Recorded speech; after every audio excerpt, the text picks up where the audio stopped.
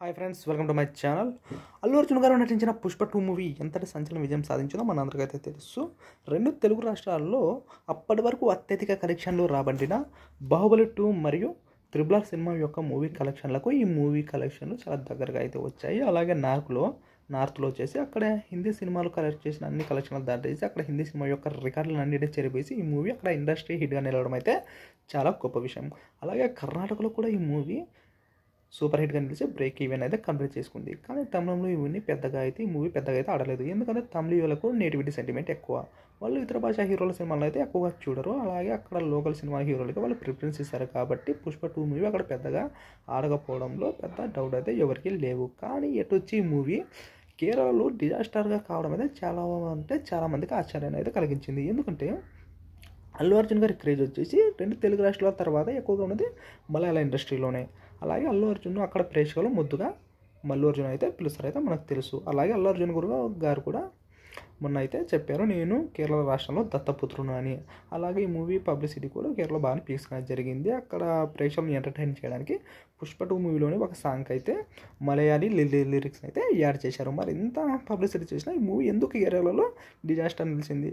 అక్కడ వచ్చేసి 20 కోట్ల రూపాయల ప్రీ రిలీజ్ బిజినెస్ చేసి ఇది కేవలం 5 కోట్లను మాత్రమే కలెక్ట్ చేసి భారీ డిజాస్టర్గా అయితే నిలిచింది.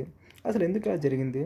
ఈ మూవీ ఎందుకు అక్కడ మలయాళీ ప్రేక్షకులు ఈ మూవీని అయితే ఎందుకు ఎంకరేజ్ చేయలేదు, ఎందుకు ఆదరించలేదు అంటే అందరూ చెప్పేది అయితే ఒకే విషయం. ఏమంటే అక్కడ పాపులర్ నటుడు స్టార్ హీరో అయిన ఫహద్ ఫాసిల్ గారిని ఈ మూవీలో చాలా తక్కువగా చూపించారు. అలాగే ఆయన క్యారెక్టర్గా ఏమాత్రం ఇంపార్టెన్స్ లేదు, చాలా డిగ్రేడ్గా చూపించారు.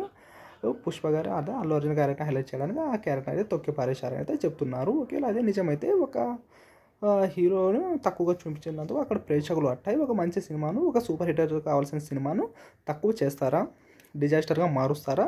ఇలా ఎక్కడైనా జరిగే అవకాశాలు ఏమైనా ఉన్నాయని మనం ఆలోచిస్తే ఇదే విషయం వచ్చేసి ఇలాగే చాలా సంవత్సరాల క్రితం ఒక తెలుగు సినిమా విషయంలో అయితే జరిగింది.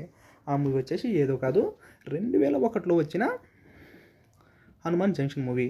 అర్జున్ గారు, జగపతి బాబు గారు, వేణు గారు కాంబినేషన్లో వచ్చిన ఈ హనుమాన్ జంక్షన్ మూవీ అయితే చూడడానికి అయితే చాలా బాగుంటుంది.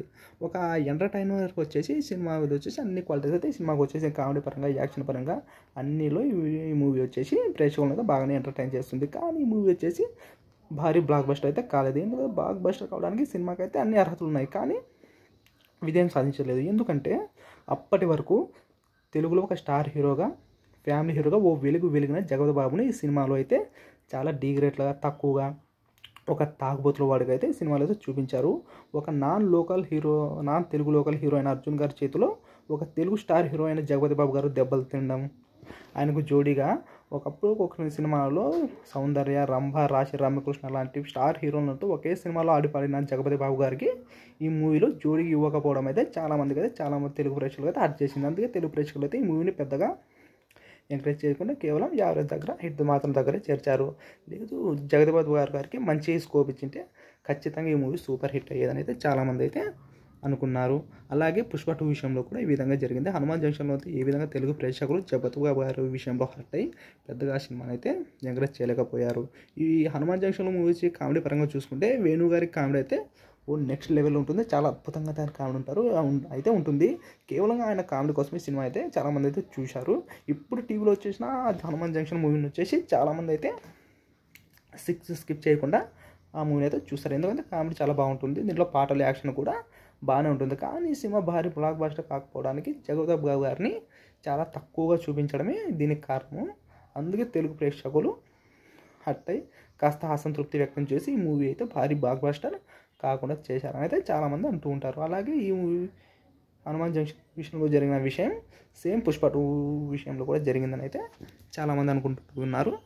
మలయాళ ప్రేక్షకులు కూడా వాళ్ళ స్టార్ హీరో అయిన అభిమాన నటుడు అయిన ఫహద్ ఫాసిల్ గారిని చాలా తక్కువగా చూపించడం ద్వారా పుష్ప 2 విషయంలో అసంతృప్తి వ్యక్తం చేసి ఈ సినిమా అయితే భారీ బ్లాక్ బస్టర్ కేరళలో చేయలేకపోయారు, డిజాస్టర్గా మార్చారని అయితే చాలామంది అంటూ ఉన్నారు.